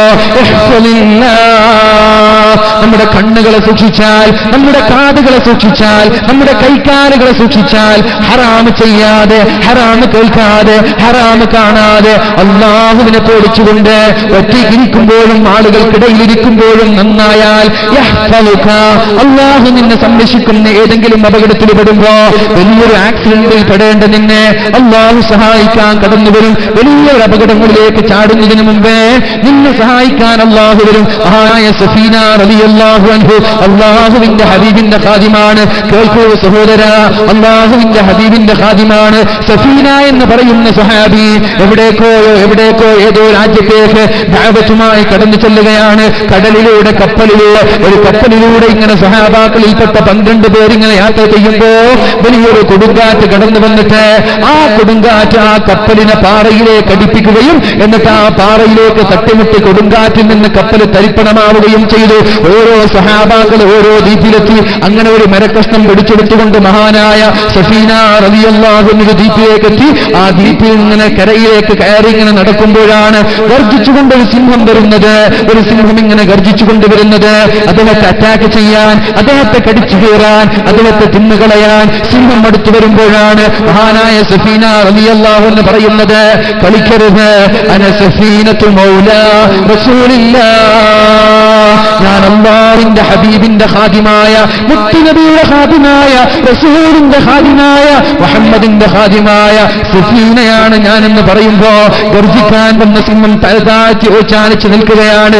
ചരിത്രം രേഖപ്പെടുത്തുന്നുണ്ട്, നമ്മൾ ഒട്ടകങ്ങളിൽ സഞ്ചരിക്കുന്നത് പോലെ, കുതിരയുടെ മുകളിൽ കയറി സഞ്ചരിക്കുന്നത് പോലെ സിംഹത്തിന്റെ മുകളിൽ കയറിയിട്ട് ഈ സഹാബിക്ക് നാട്ടിലേക്കുള്ള വഴി കാണിച്ചു കൊടുത്തിട്ടാണ് സിംഹം മടങ്ങിപ്പോയത് എന്ന് ചരിത്രം പറയുമ്പോ അള്ളാഹുവിനെ നമ്മൾ സൂക്ഷിച്ചാൽ അള്ളാഹു നിന്നെ സംരക്ഷിക്കുമെന്ന് പരിശുദ്ധ റസൂലുള്ളാഹ്. എന്റെ മഹലിൽ ഒരു സഹോദരനുണ്ട്, അദ്ദേഹത്തിന് കണ്ണു കാണാറില്ല. പക്ഷേ ഇടയ്ക്കിടെ മാലിക് ദിനാർ എന്ന് പറയുന്ന അള്ളാഹുവിന്റെ ഹബീബിന്റെ പ്രിയപ്പെട്ട സ്വഹാബി അന്ത്യവിശ്രമം കൊള്ളുന്ന മക്കാവിലേക്ക് സിയാറത്തിന് വേണ്ടി പല ദിവസങ്ങളിലും വരാറുണ്ട്. അങ്ങനെ ഒരു ദിവസം കാസർഗോഡ് ജില്ലയിൽ റെയിൽവേ സ്റ്റേഷനിൽ ഇറങ്ങിയിട്ട് മാലിക് ദിനാറിലേക്ക് നടന്നുകൊണ്ടിങ്ങനെ റെയിൽപാളത്തിലൂടെ കടന്നു പോകുമ്പോഴാണ് കണ്ണു കാണാത്ത, ചെറിയ തോതിലെ കണ്ണു കാണുന്നുള്ളൂ. നടന്നു പോകുമ്പോഴാണ് ട്രെയിനിന്റെ ശബ്ദം കേൾക്കത്. ആ ട്രാക്കിലൂടെ ട്രെയിൻ ഓടി വരുമ്പോഴാണ് ഏതോ ഒരാൾ അദ്ദേഹത്തെ തള്ളിയിടുന്നത്. ആരാണെന്ന് അദ്ദേഹത്തിനറിയില്ല, അദ്ദേഹത്തിന് അയാളെ മുമ്പ് കണ്ടിട്ടില്ല, അദ്ദേഹം ആരാണെന്നറിയില്ല. ഒരു ദിവസം റെയിൽവേ സ്റ്റേഷനിൽ ഞാനിരിക്കുമ്പോ എന്റെ തൊട്ടപ്പുറത്തിരുന്നു കൊണ്ട് അദ്ദേഹം എന്നോട് കഥ പറഞ്ഞു തരികയാണ്. ആരോ ഒരാൾ ട്രാക്കിൽ നിന്ന് തള്ളി മാറ്റി പുറത്തേക്കിട്ടോ. ഞാൻ താഴെ വീണ ഉടനെ ട്രെയിൻ ഇങ്ങനെ സഞ്ചരിക്കുകയുണ്ടായി. എന്നിട്ട് എന്റെ കൂടെ മാലിക് ദിനാർ മക്കാമിലേക്ക് കൊണ്ടെത്തിച്ചു. ആരാണ് അവിടേക്ക് സഹായിയെ കൊണ്ടുവരുന്നത്?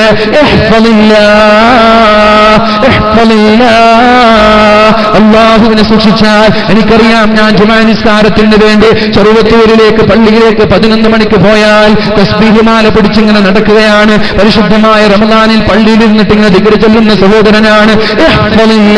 അള്ളാഹുവിനെ നമ്മൾ സൂക്ഷിച്ചാൽ നിന്റെ പ്രതിസന്ധി ഘട്ടങ്ങളിൽ നിന്നെ അള്ളാഹു സഹായിക്കുമെന്നതൊരു സംശയമില്ല. നിനക്ക് വീടില്ലേ, വീട് തരാൻ അള്ളാഹുണ്ട്. നിനക്ക് മക്കളില്ലേ, മക്കളെ തരാൻ അള്ളാഹുണ്ട്. നിനക്ക് മക്കളിൽ പ്രയാസമുണ്ടോ, ആ പ്രയാസം പരിഹരിക്കാൻ അള്ളാഹുണ്ട്. എന്നിട്ട് അള്ളാഹുവിന്റെ ഹബീബ് പറയാണ്, കേൾക്കൂ എന്റെ സഹോദര, അള്ളാഹുവിനെ സൂക്ഷിച്ചാൽ അള്ളാഹുവിനെ മുന്നിൽ കണ്ടെത്താൻ പറ്റും. മഹാനായ സമസ്ത കേരള ജംഇയ്യത്തുൽ ഉലമയ്ക്ക് സുത്യർഹമായ നേതൃത്വം നൽകിയ കോയക്കുട്ടി ഉസ്താദ്, അദ്ദേഹം ഒരു മദ്രസയുടെ ഉദ്ഘാടനത്തിന് വേണ്ടിയിട്ട് തോണിയിലൂടെ പുഴയിലൂടെ സഞ്ചരിച്ചു കൊണ്ടിരിക്കുകയാണ്. അപ്പോഴാണ് വലിയൊരു കൊടുങ്കാറ്റ് കടന്നു വന്നുകൊണ്ട് അദ്ദേഹത്തിന്റെ തോണിയുമായി, അദ്ദേഹത്തിന്റെ നൗകയുമായി, അദ്ദേഹത്തിന്റെ ആ മഞ്ചലുമായി നേരെ കടൽക്കരയിലേക്ക് കൊണ്ടുപോകുന്നത്. തിരമാലകൾ ആഞ്ഞടിക്കുന്ന ചുഴിയിലേക്ക് അദ്ദേഹം സഞ്ചരിക്കുന്ന തോണി ഇങ്ങനെ സഞ്ചരിച്ചു കൊണ്ടിരിക്കുകയാണ്. ആ വെള്ളത്തിലുള്ള, ആ തോണിയിലുള്ള, ആ ബോട്ടിലുള്ള ആളുകളൊക്കെ കരയുമ്പോ അട്ടഹസിക്കുമ്പോ ഉടനെ തന്നെ മഹാനായ കോയക്കുട്ടി ഉസ്താദ് വിളിക്കുന്നത്, യാ മുഹീഫ് വഗ്ഫിനി, യാ മുഗീസ് അഗ്ഫിനി യാ മുഗീസ് അഗ്ഫിനി. എല്ലാവരും വിചാരിച്ചു മരിച്ചുപോയെന്ന്. ശക്തമായ തിരമാലകളുള്ള സമുദ്രത്തിന്റെ ചുഴിയിലേക്ക് കൊടുങ്കാറ്റ് വിളിച്ചു കൊണ്ടുപോകുമ്പോഴാണ് ജീവിതത്തിൽ തുടക്കം മുതൽ ഒടുക്കം വരെ അള്ളാഹുവിനെ പേടിച്ചു നടന്ന ഒരു മഹാമനീഷി, അള്ളാഹുവിനെ ഭയപ്പെട്ട് ജീവിച്ച ഒരു പണ്ഡിതൻ, അള്ളാഹുവിനെ പേടിച്ച് ഉസ്രവിയായ ഒരു പണ്ഡിതൻ അള്ളാഹുവിനെ വിളിക്കുന്നത് യാ മുഗീസ് അഗ്ഫിനി, അള്ളാഹുവെ സഹായിക്കണേ എന്ന് പറയേണ്ട താമസം ചുഴിയിലേക്ക് അമിതമായ വേഗത്തിൽ സഞ്ചരിച്ചിരുന്ന ആ തോണിയെ, ആ ബോട്ടിനെ മറുഭാഗത്ത് നിന്ന് വലിയൊരു കാറ്റ് നേരെ മറ്റൊരു കരയിലേക്ക് കൊണ്ടുപോവുകയാണ്. അദ്ദേഹത്തിന്റെ ജീവിതത്തിലുണ്ടായ ഒരു അനുഭവം അദ്ദേഹം വിശദീകരിക്കുന്നുണ്ട്. അതുപോലെ തന്നെ പരീക്ഷണങ്ങളുടെ കഥ പറയുമ്പോ, വിഷമങ്ങളുടെ കഥ പറയുമ്പോ, പ്രയാസങ്ങളുടെ കഥകൾ പറയുമ്പോ ആനായ കാളമ്പാടി ഉസ്താദിനെ എങ്ങനെയാണ് നമ്മൾ അനുസ്മരിക്കാതിരിക്കുന്നത്? സമസ്ത കേരള ജംഇയ്യത്തുൽ ഉലമയുടെ പ്രഗത്ഭനായ പ്രസിഡന്റായിരുന്ന മഹാനായ കാളമ്പാടി ഉസ്താദ്, അദ്ദേഹം തന്റെ ജാമിയയിൽ ഇങ്ങനെ കിതാബ് എടുത്തുകൊണ്ടിരിക്കുമ്പോ, ബുഖാരി എടുത്തുകൊണ്ടിരിക്കുമ്പോ, കുട്ടികൾക്ക് ദർസ് പഠിപ്പിച്ചുകൊണ്ടിരിക്കുമ്പോഴാണ് ഒരാൾ പുറത്തുനിന്ന് വെയിറ്റ് ചെയ്യുന്നത്. എന്താണെന്ന് ചോദിച്ചു. നേരകത്തേക്ക് വന്നു. ഉസ്താദിനോട് പറഞ്ഞു, ഉസ്താദേ, നിങ്ങളുടെ 2 മക്കള് ആക്സിഡന്റിൽ പെട്ട് മരിച്ചു പോയിരിക്കുകയാണ്. കല്യാണപ്രായമെത്തിയ 2 പെൺമക്കളെ എവിടെയോ കല്യാണത്തിന് പോയി വരുമ്പോ ബസ് മറിഞ്ഞിട്ട് 2 പെൺമക്കള്, നിങ്ങളുടെ 2 പെൺമക്കള് ആക്സിഡന്റിൽ പെട്ട് മരിച്ചു പോയിരിക്കുകയാണ്. നമ്മൾ എന്താ ചെയ്യാ? ഓ വീട്ടിലേക്ക് പോകൂലേ? അട്ടഹസിച്ചുകൊണ്ട് വീട്ടിലേക്ക് പോകൂലേ? ആ മഹാനായ കാളമ്പാടി ഉസ്താദ് പറഞ്ഞ വാക്കെന്തെന്നറിയുമോ? ബുഖാരി ക്ലാസ് എടുത്തുകൊണ്ടിരിക്കുകയാണ്. അസഹുൽ കിതാബി ബഅദൽ ഖുർആൻ, ഖുർആൻ കഴിഞ്ഞാൽ ഏറ്റവും സ്വീകാര്യമായ കിതാബ് സഹീഹുൽ ബുഖാരിയാണല്ലോ. അല്ലാഹുവിന്റെ ഹബീബിന്റെ ഹദീസുകളാണല്ലോ ഇതിൽ സമാഹരിച്ചിരിക്കുന്നത്. ഈ ബുഖാരി ഉണ്ടല്ലോ, ഇത് എന്തെങ്കിലും പറയുമ്പോൾ പൂട്ടിവെക്കാനുള്ളതല്ല. കേൾക്കൂ എന്റെ സഹോദര, ആരെങ്കിലും എന്തെങ്കിലും പറയുമ്പോ ഈ ബുഖാരി ക്ലാസ് പൂട്ടിവെക്കാനുള്ളതല്ല. താൻ ജന്മം നൽകിയ തന്റെ കരളിന്റെ കഷ്ണമായ 2 പെൺമക്കൾ ലോകത്തോട് ആക്സിഡന്റിലൂടെ വിട പറഞ്ഞിട്ട് ബുഖാരി ഇമാമിന്റെ കിതാബ് മക്കൾക്ക് ഇങ്ങനെ ക്ലാസ് എടുത്തുകൊണ്ടിരിക്കുമ്പോ ആ പീരീഡ് പൂർത്തിയാകുന്നത് വരെ ക്ലാസ് എടുത്തിട്ടാണ് അദ്ദേഹം വീട്ടിലേക്ക് ചെല്ലുന്നത്. എന്നിട്ട് വീട്ടിലെത്തിയിട്ട് ഒരുപാട് ആളുകൾ ഇങ്ങനെ സാന്ത്വനിപ്പിക്കാൻ വേണ്ടി, സമാധാനിപ്പിക്കാൻ വേണ്ടി കടന്നു വന്നിട്ട് ഒന്നാമത്തെ മയ്യിത്താണ് വന്നത്. ഒന്നാമത്തെ മയ്യിത്ത് വന്നു. അവിടെ മയ്യിത്ത് നിസ്കാരം കഴിഞ്ഞു. എന്നിട്ട് ആളുകൾ ഇങ്ങനെ കടന്നു പോകുമ്പോ മഹാനായ കാളമ്പാടി ഉസ്താദ് അവിടെ നിന്ന് പറയുമായിരുന്നു, ഒരാളെ വന്നിട്ടുള്ളൂ, ഒരാളും കൂടി വരാനുണ്ട്, ആ മയ്യിത്തും കൂടി നിസ്കരിച്ചു പോയാൽ പോരെ എന്ന് മഹാനായ കാളമ്പാടി ഉസ്താദ് വീട്ടിൽ നിന്ന് ചോദിക്കുമ്പോ, ഇത് അല്ലാഹു വബദലുന അലൽ ബലാഇ സാബിർ, പരീക്ഷണങ്ങളിൽ ക്ഷമിക്കാനുള്ള ഹൃദയം അല്ലാഹു അവർക്ക് നൽകിയിരിക്കുകയാണ്. അതുപോലൊരു ഹൃദയമാണ് നമ്മൾക്ക് വേണ്ടത്. എന്ത് പരീക്ഷണങ്ങൾ വന്നാലും, എത്ര വലിയ രോഗം വന്നാലും, എത്ര വലിയ പ്രയാസങ്ങൾ വന്നാലും പെൺമക്കൾക്ക് ഇങ്ങനെ പുതിയാപ്പിള അന്വേഷിക്കുകയാണ്, വരനെ അന്വേഷിക്കുകയാണ്. വർഷങ്ങൾ 10 വർഷങ്ങൾ 15 ഒന്നും ശരിയാവുന്നില്ല. ഉപ്പമാരെ നിങ്ങൾ വിഷമിക്കേണ്ട, അള്ളാഹുവിന്റെ പരീക്ഷണമാണ്. അതിൽ നിങ്ങൾ ക്ഷമിച്ചു നിൽക്കണേ, അള്ളാഹുവിനോട് ദുആ ചെയ്യണേ. പരീക്ഷണങ്ങളെ തടയാനുള്ള 4 മരുന്നുകളുണ്ട് ഇൻഷാ അല്ലാഹ്. കാലിന്റെ അവസാനത്തിൽ പറയുന്നുണ്ട്, പരീക്ഷണങ്ങളെ ചെറുക്കാൻ 4 മരുന്നുകൾ പണ്ഡിതന്മാർ പഠിപ്പിക്കുന്നുണ്ട് ഇൻഷാ അല്ലാഹ്. ഇതിന്റെ അവസാനത്തിൽ പറയുന്നുണ്ട്, ഏതായാലും അള്ളാഹുവിന്റെ ഹബീബ് പറയുന്നത്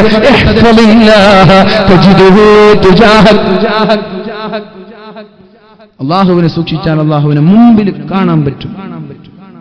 മുമ്പിൽ നമ്മൾക്ക് കാണാൻ പറ്റും.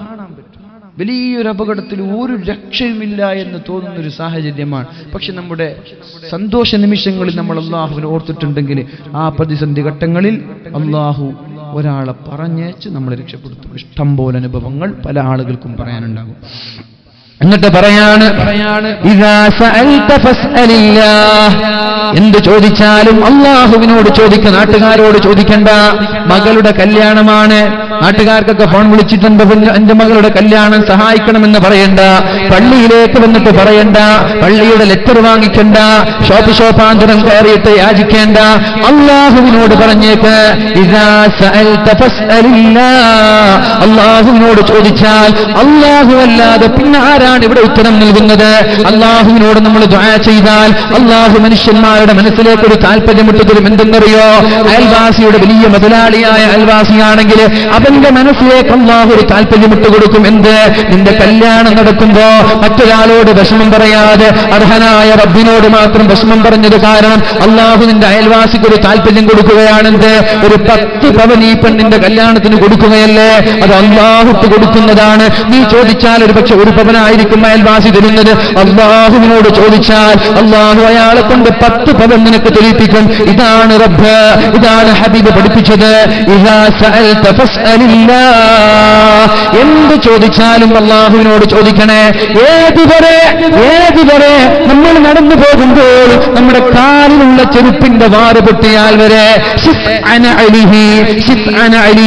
ചെരുപ്പിന്റെ വാറ് പൊട്ടിയാൽ വരെ അള്ളാഹുവിനോട് ചോദിക്കണമെന്ന് പരിശുദ്ധ റസൂലുള്ളാഹ്. എന്ത് സഹായം വേണമെങ്കിലും അള്ളാഹുവിനോട് സഹായം ചോദിക്കണം. എന്നിട്ട് പറയാണ് വഅലം, നീ അറിയണേ, ജീവിതത്തിലെ ഏറ്റവും പ്രധാനപ്പെട്ട ഒരു പോയിന്റ് നീ മനസ്സിലാക്കണേ. അന്നൽ ഉമ്മത, നാട്ടുകാരെല്ലാം ലബിജ്തമഅത, ഒരുമിച്ച് കൂടിയാൽ എന്തിനാണ്? അലാ അൻയൻഫഊക ബിശൈഇൻ, നിനക്കൊരു ഉപകാരം ചെയ്യാൻ പരടാലയിലുള്ള എല്ലാ വീട്ടുകാരും ഒരുമിച്ചു ഇന്നാലും ഒരു ചെറുപ്പക്കാരന് ഒരു 10,000 രൂപ കൊടുക്കണമെന്ന്, അല്ലെങ്കിൽ നാടിന്റെ സാമൂഹിക പ്രവർത്തനങ്ങൾക്ക് ചുക്കാൻ പിടിക്കുന്ന നല്ലൊരു രാഷ്ട്രീയ നേതാവിന് ഒരു വണ്ടി വാങ്ങിച്ചു കൊടുക്കണമെന്ന് നാട്ടുകാരൊക്കെ ഒരുമിച്ചുകൂടി എല്ലാ മീറ്റിംഗിലും പാസ്സായി അവസാനം വണ്ടി വാങ്ങാൻ പോകുമ്പോ അദ്ദേഹത്തിന് വണ്ടി ലഭിക്കാൻ ഒരു സെക്കൻഡ് മാത്രമേ ഉള്ളൂ. അല്ലാഹു അത് കണക്കാക്കിയിട്ടില്ലെങ്കിൽ അവന് വണ്ടി ലഭിക്കൂല. കാരണമെന്ത്? അവിടെ പോകുമ്പോഴേക്കും മറ്റൊരാൾ കടന്നു വരും. അതെന്താ ഇയാൾക്ക് മാത്രം കൊടുക്കുന്നത്? ഇയാളെപ്പോലെ രാഷ്ട്രീയക്കാരനായ വേറെ ഒരാളില്ലേ, അയാൾക്കും കൊടുക്കണ്ടേ? 2 പേർക്കും കൊടുക്കാൻ കാശില്ല. തൽക്കാലം രണ്ടും ഉപേക്ഷിച്ചു. കാരണം നാട്ടുകാരല്ല, അള്ളാഹുവിന്റെ ഖലായി ഇയാൾക്കൊരു വണ്ടി ലഭിക്കാൻ അള്ളാഹു കണക്കാക്കിയിട്ടില്ല. അതാണ് അള്ളാഹുവിന്റെ ഹബീബ് പഠിപ്പിക്കുന്നത്. വഅലം, നീ അറിയണം സഹോദര, അന്നൽ ഉമ്മത, നാട്ടുകാരെല്ലാം ലവിജ്തമഅത അലാ അൻ യൻഫഉക ബിശൈഇൻ, നിനക്കൊരു ഉപകാരം ചെയ്തു തരാൻ, നിനക്കൊരു വണ്ടി വാങ്ങിക്കാൻ, നിനക്കൊരു വീട് വെക്കാൻ വേണ്ടി എല്ലാവരും തീരുമാനിച്ചു. ഇല്ലാ ബിശൈഇൻ ഖദ് കതബഹു അല്ലാഹു, അള്ളാഹു കണക്കാക്കിയാലേ അത് നിനക്ക് ലഭിക്കുകയുള്ളൂ. നാട്ടുകാരൊരുമിച്ച് കൂടിയതുകൊണ്ട്, പ്രധാനമന്ത്രിയുടെ സീൽ ലഭിച്ചതുകൊണ്ട്, മുഖ്യമന്ത്രിയുടെ സീൽ ലഭിച്ചതുകൊണ്ട്, പഞ്ചായത്ത് പ്രസിഡന്റിന്റെ സീൽ ലഭിച്ചതുകൊണ്ട് അത് നമ്മൾക്ക് ലഭിക്കൂല. അള്ളാഹുവിന്റെ ഖലാ ഇല്ലെങ്കിൽ ഒരു നിരക്കും നമ്മൾക്ക് ലഭിക്കൂല. പിന്നെ പറയാണ്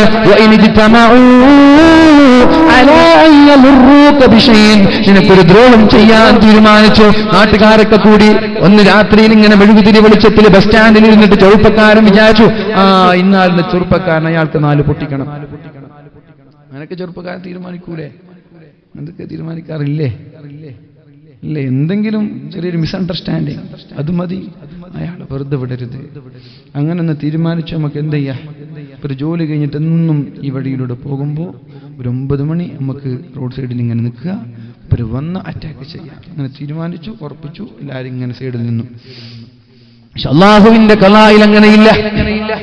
അല്ലാഹുവിന്റെ ഖലായിൽ ഇന്നാലിന്ന സമയത്ത് ചെറുപ്പക്കാരെല്ലാം ഒരുമിച്ച് കൂടി അടിക്കാൻ തീരുമാനിച്ചിട്ടുണ്ടെങ്കിൽ അല്ലാഹു റബ്ബ് സുബ്ഹാനഹു വ തആല അവൻ അടി വാങ്ങിക്കാനുള്ള തീരുമാനമില്ലെങ്കിൽ ഉച്ചയ്ക്ക് തന്നെ ജോലി മതിയാക്കി എന്തെങ്കിലും ഒരു ആവശ്യത്തിന് നാട്ടിലേക്ക് പറഞ്ഞേക്കും. അല്ലെങ്കിൽ ഈ വഴിയിലേക്ക് പോകുന്നതിന് പകരം മറ്റൊരു വഴിയിലൂടെ അല്ലാഹു പറഞ്ഞുവിടും. ഇല്ലേ? എത്ര സംഭവങ്ങളുണ്ട്. അല്ലാഹുവിന്റെ ഖലാ മാത്രമേ ഇവിടെ നടക്കുള്ളൂ. അതുകൊണ്ട് ഖലാഇനെ, അല്ലാഹുവിന്റെ ഖലാഇനെ മാറ്റിമറിക്കാൻ, ശർറായ വിധികളെ മാറ്റിമറിക്കാൻ അല്ലാഹുവിന്റെ ഹബീബായ മുഹമ്മദ് റസൂലുള്ളാഹി സ്വല്ലല്ലാഹു അലൈഹി വസല്ലമ തങ്ങൾ പഠിപ്പിച്ച 4 കാര്യം കൂടി പറഞ്ഞുകൊണ്ട് ഞാൻ എന്റെ വാക്കുകൾ ഉപസംഹരിക്കുകയാണ്. നിങ്ങളെത്തിയോ? സമയം തോന്നുന്നുണ്ടല്ലോ. 50 11:30 നിർത്തേണ്ട ആളാണ്. തങ്ങൾ എത്തിയിട്ടുണ്ടെങ്കിൽ കൊണ്ടുവന്നോളൂ. അങ്ങനെ പോന്നത്ര പോട്ടെ എന്ന് പറഞ്ഞിട്ട് വേണ്ട, നമുക്ക് നാടൻ പ്രസംഗിക്കാനുള്ളതാണ്. 4 കാര്യങ്ങൾ എന്റെ പ്രിയമുള്ള സഹോദരങ്ങൾ, 4 കാര്യങ്ങൾ ചെയ്താൽ, ഒന്നാമത്തേത് അദ്ദുആ, പ്രാർത്ഥന. പ്രയാസങ്ങളിൽ നിന്ന് രക്ഷപ്പെടാൻ, പരീക്ഷണങ്ങളിൽ പതറാതെ മുന്നേറാൻ 4 കാരണങ്ങളാണ് പറഞ്ഞു തരുന്നത്. അദ്ദുആ,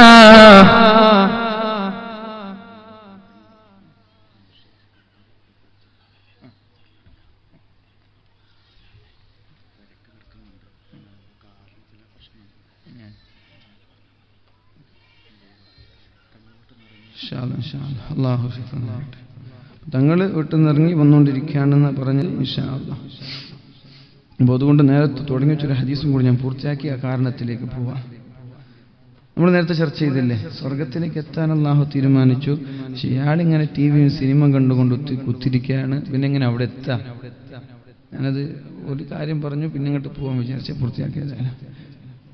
ഇന്നൽ അബ്ദ ഇദാ സബഖത് ലഹു മിനല്ലാഹി മൻസില, അല്ലാഹു ഒരാൾക്ക് ഒരു സ്ഥാനം നൽകാൻ ഉദ്ദേശിച്ചാൽ ഫലം യബ്ലുഗ്ഹാ ബിഅമലിൻ, അമൽ കൊണ്ട് അവിടെ എത്തുന്നുള്ളൊരു പ്രതീക്ഷയില്ല.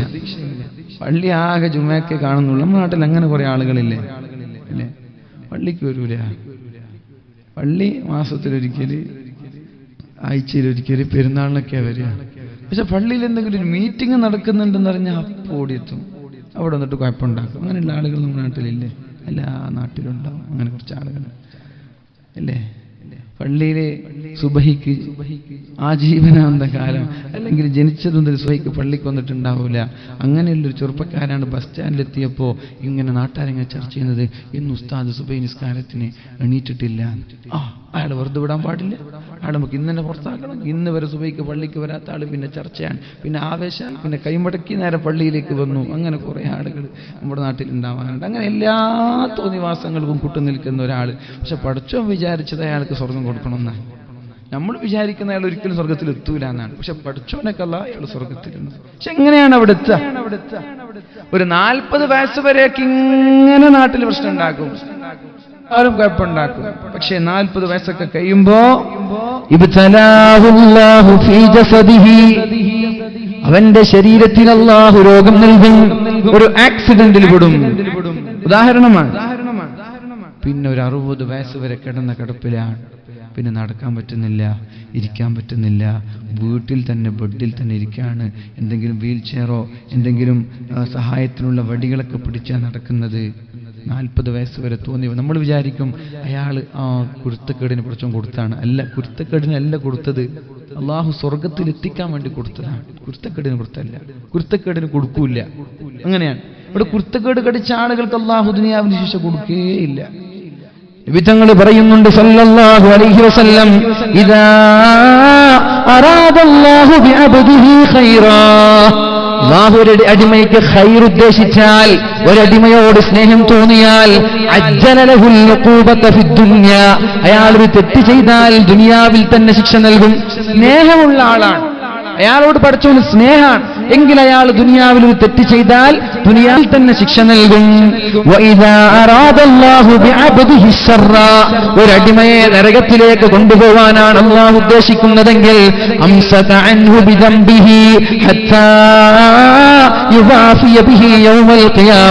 ദുനിയാവിൽ ഒരു ശിക്ഷ നൽകൂല. അവനിങ്ങനെ ലാവിഷായി അടിച്ചുപൊളിച്ച് 60 വയസ്സ് വരെ ജീവിക്കും.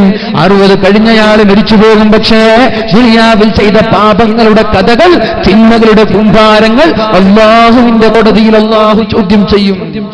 ഇഷ്ടമില്ലാത്ത ആളുകൾ അങ്ങനെ ചെയ്യാം, അവർക്ക് ഇവിടെ വലിയ പ്രയാസം ഉണ്ടാവില്ല. ഇഷ്ടമുള്ള ആളുകൾക്ക് ഇവിടെ പ്രയാസമായിരിക്കും. അതുകൊണ്ട് ആക്സിഡന്റിൽ വെട്ടിട്ടൊക്കെ വീണ് രോഗിയായി കിടക്കുകയാണെങ്കിൽ അങ്ങനെ വിചാരിക്കരുത്, കുരുത്തക്കേടാണ്. നല്ല ഇത് പഠിച്ചോണ്ട് സ്നേഹമുള്ളതുകൊണ്ട് കുത്താണ്. ഇബ്തലാഹുല്ലാഹു ഫീ ജസദിഹി, ശരീരത്തിൽ പരീക്ഷിക്കും. 2 ഔ ഫീ മാലിഹി, വലിയ മുതലാളിയാണ്, ഒരുപാട് ഷോപ്പുകളും ഒരുപാട് ടെക്സ്റ്റൈൽസുകളുമുള്ള വലിയൊരു കോടീശ്വരൻ പെട്ടെന്നൊരു സുപ്രഭാതത്തിൽ ജയിലിലാണ്, ഒന്നുമില്ലാതെ. നമ്മൾക്കറിയാം എറണാകുളത്തുള്ള നിഷാം എന്ന് പറയുന്ന ഒരു ചെറുപ്പക്കാരൻ, അവന്റെ കയ്യിലില്ലാത്ത വണ്ടിയില്ല. 5000 രൂപയുടെ ചെരുപ്പാണ് ധരിക്കുന്നത്. 5000 രൂപയുടെ ചെരുപ്പ്. അദ്ദേഹത്തിന്റെ കയ്യിലുള്ള വണ്ടികൾ സ്വപ്നത്തിനു പോലും നമ്മൾക്ക് കാണാൻ പറ്റൂല. പേര് എനിക്ക് ഓർമ്മയില്ല, അതുകൊണ്ട് ഒന്ന് ഹമ്മറാണ്, പിന്നെ റോൾസ് റോയ്സ്, അങ്ങനെ കുറെ വണ്ടിയുണ്ട്. ആ വണ്ടികളൊക്കെ ഇന്ന് പോലീസ് സ്റ്റേഷനിൽ ചിതലരിച്ചുകൊണ്ടിരിക്കുകയാണ്. കോടികളുടെ 4-5 വണ്ടികൾ. നമുക്ക് 10 ലക്ഷത്തിന്റെ വണ്ടി വാങ്ങാൻ നമുക്ക് പറ്റുന്നില്ല അല്ലേ? ഒരു 10 ലക്ഷത്തിന്റെ വണ്ടി വാങ്ങുമ്പോൾ എന്തൊക്കെ പുലിവാല പിടിക്കേണ്ടത്, നമുക്കത് പറ്റുന്നില്ല. കോടികളുടെ വണ്ടികൾ ഒന്നല്ല 4-5 എണ്ണം പോലീസ് സ്റ്റേഷനിൽ ചിതലരിച്ചുകൊണ്ടിരിക്കുകയാണ്. ബാറിലേക്ക് ചെന്നാൽ ടിപ്സ് കൊടുക്കുന്നത് 5000. നമുക്ക് മാസത്തിൽ കിട്ടുന്ന സാലറി 5000, മനസ്സിലായില്ലേ അല്ലേ? നമുക്ക് മാസത്തിൽ കിട്ടുന്നത് 5000. ബാറിൽ പോയിട്ട് ഒരു ദിവസം ടിപ്സ് കൊടുക്കുന്നത് 5000. ഇങ്ങനെയുള്ള ചെറുപ്പക്കാരൻ വലിയൊരു മുതലാളി ഇന്ന് ജയിലിൽ കിടക്കുകയാണ്. ഇബ്തലാഹുല്ലാഹു ഫീ മാലിഹി, അവന്റെ സമ്പാദ്യത്തിൽ അല്ലാഹു പരീക്ഷിക്കുമെന്ന് പരിശുദ്ധ റസൂലുള്ളാഹ്. ആദരണീയരായ നജ്മുദ്ദീൻ തങ്ങൾ നമ്മുടെ വേദിയിൽ കടന്നു വരികയാണ്. അല്ലാഹു അക്ബർ, അല്ലാഹു അക്ബർ, അല്ലാഹു അക്ബർ, ലാ ഇലാഹ ഇല്ലല്ലാഹു വല്ലാഹു അക്ബർ, അല്ലാഹു അക്ബർ വലില്ലാഹിൽ ഹംദ്. അപ്പോൾ ഞാൻ എൻ്റെ വാക്കുകൾ ഉപസംഹരിക്കാൻ പോവാണ്. ഇബ്തലാഹുല്ലാഹു ഫീ ജസദിഹി ഔ മാലിഹി ഔ വലദിഹി, സമ്പത്തിൽ പരീക്ഷിക്കും, ശരീരത്തിൽ പരീക്ഷിക്കും. സമ്പത്തിലും പരീക്ഷിച്ചില്ല, ശരീരത്തിലും പരീക്ഷിച്ചില്ലെങ്കിൽ മക്കളിൽ പരീക്ഷിക്കും. എങ്ങനെ? 18 വയസ്സായ പൊന്നുമോൾക്ക് കല്യാണം നിശ്ചയിച്ചു, രാത്രി ഉറങ്ങാൻ കിടന്നതാണ്, രാവിലെ പെണ്ണിനെ കാണുന്നില്ല, പെണ്ണൊളിച്ചോടി. പരീക്ഷിക്കും ചില ഉപ്പമാർ അല്ലാഹു മക്കളിലൂടെ പരീക്ഷിക്കും. ചിലപ്പോൾ മക്കൾ ചെറുപ്പത്തിൽ തന്നെ മരിച്ചു പോകും. അതിന്റെ പേരിൽ ക്ഷമിച്ചാൽ അല്ലാഹുവിന്റെ ദറജ ഉയർത്തി ഉയർത്തി ഉയർത്തി അവസാനം അല്ലാഹു ഉദ്ദേശിച്ച 100ാമത്തെ തട്ടിലേക്ക് എത്തുന്നതുവരെ അവന് മാരകമായ രോഗങ്ങളും ഒരുപാട് പരീക്ഷണങ്ങളും നൽകുമെന്ന് പരിശുദ്ധ റസൂലുള്ളാഹ്. അപ്പൊ ഇനി പറയാൻ പോകുന്ന 4 കാര്യം, പരീക്ഷണങ്ങൾ വരാതെ എങ്ങനെ ചെറുക്കാമെന്ന്, അപകടങ്ങൾ വരാതെ എങ്ങനെ രക്ഷപ്പെടാം, രോഗങ്ങൾ വരാതെ എങ്ങനെ രക്ഷപ്പെടാം. ഒന്നാമത്തെ ആയുധം അദ്ദുആ, അല്ലാഹുവിനോട് പ്രാർത്ഥിക്കണേ. സബബുൻ യദ്ഫഉൽ ബലാഅ, ആഫത്തിനെ തടയാനുള്ള ഒന്നാമത്തെ ആയുധം ദുആയാണ്. ഒന്നാമത്തെ ആയുധം പ്രാർത്ഥനയാണ്. രണ്ടാമത്തേത് പറഞ്ഞത് അല്ലാഹുവിന്റെ ഹബീബ് സല്ലല്ലാഹു അലൈഹി വസല്ലമ തങ്ങളിലൂടെ മഹാന്മാരായ സ്വഹാബാക്കൾ പഠിപ്പിക്കുകയാണ്. അപകടങ്ങൾ വരാതിരിക്കാൻ രണ്ടാമത്തെ കാരണം അസ്സലാഹ്, നിസ്കാരം.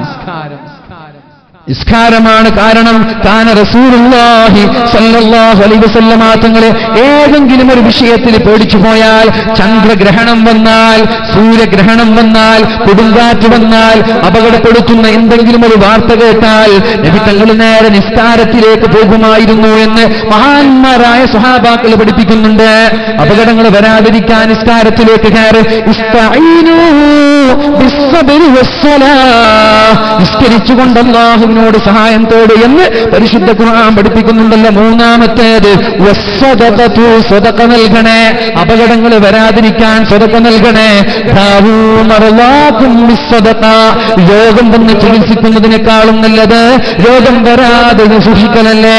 മാരകമായ രോഗം വന്നിട്ട് ഭക്ഷണം കഴിക്കുന്നത് പോലെ ടാബ്ലറ്റുകളും ഗുളികകളും കഴിക്കുന്നതിന് പകരം നമ്മൾ രോഗം വരാതെ സൂക്ഷിക്കലാണ് ഉത്തമം. അതുകൊണ്ട് എന്തെങ്കിലും സദഖകൾ നൽകിയിട്ട്, 1000 നൽകിയിട്ട്, 10000 നൽകിയിട്ട്, 500 നൽകിയിട്ട്, രോഗം വന്നാൽ സദഖ നൽകി ചികിത്സിക്കണമെന്ന് പരിശുദ്ധ റസൂലുള്ളാഹ്. എന്റെ സുഹൃത്തായ നൗഷാദ് എന്ന് പറയുന്ന ബദിയടുക്കയിലെ നൗഷാദ് എന്ന് പറയുന്ന ചെറുപ്പക്കാരൻ, അവന്റെ ഉപ്പാക്ക് സുഖമില്ല, ദുആ ചെയ്യാൻ പറഞ്ഞിട്ടുണ്ട്. അല്ലാഹു ശിഫ നൽകട്ടെ. നല്ലൊരു ചെറുപ്പക്കാരനാണ്. ആ ചെറുപ്പക്കാരന്റെ പിതാവ് പരിചയമുള്ള ഒരാളാണ്. അല്ലാഹു ആ സഹോദരന് പൂർണ്ണമായി ശിഫ നൽകി, ആരോഗ്യം നൽകി അല്ലാഹു അനുഗ്രഹിക്കട്ടെ. അപ്പൊ സദഖ വലിയൊരു ആയുധമാണ്. എന്തിന്? രോഗത്തിൽ നിന്നും അപകടങ്ങളിൽ നിന്നും രക്ഷപ്പെടാൻ. 4, തിലാവത്തുൽ ഖുർആൻ, പരിശുദ്ധമായ ഖുർആൻ ഓതുന്ന ആളുകൾക്ക് അപകടങ്ങൾ ഉണ്ടാവില്ല. വനുനസ്സിലു മിനൽ ഖുർആനി മാ ഹുവ ശിഫാഉൻ വറഹ്മ, ഖുർആനിൽ നിന്ന് ഞാൻ ഇറക്കിയത് ജനങ്ങൾക്ക് ശമനമാണ്. രോഗമുണ്ടോ ഖുർആൻ എടുത്തോത്, രോഗമുണ്ടോ ഖുർആൻ എടുത്തോത്. ആഴ്ചയിൽ ഒരു ഖത്തം തീർക്ക്, നിന്റെ രോഗം പമ്പ കിടക്കും. മിനിമം ഒരു ജുസ് എങ്കിലും ഒരു ദിവസത്തിൽ പാരായണം ചെയ്തിട്ട് ഒരു മാസത്തിൽ ഒരു ഖത്തമെങ്കിലും പാരായണം ചെയ്യണം. ഇത് പാരായണം ചെയ്യാതെ ഒരു ദിവസം നമ്മളിൽ നിന്ന് നഷ്ടപ്പെടുത്തരുത്. പ്രത്യേകമായി ശ്രദ്ധിക്കുക, പ്രത്യേകമായി ശ്രദ്ധിക്കുക. അല്ലാഹു തആല പരിശുദ്ധമായ ഖുർആനിൽ പറയുന്നുണ്ടല്ലോ, വഇദാ ഖറഅതൽ ഖുർആന ജഅൽനാ ബൈനക വബൈനൽ ലദീന ലാ യുഅ്മിനൂന ബിൽആഖിറതി ഹിജാബൻ മസ്തൂറാ.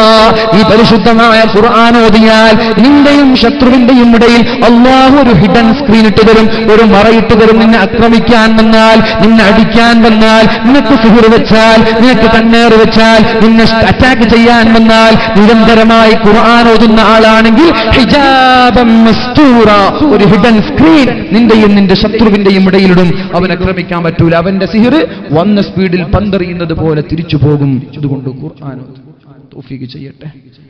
وننزل من القرآن ما هو شفاء വറഹ്മ.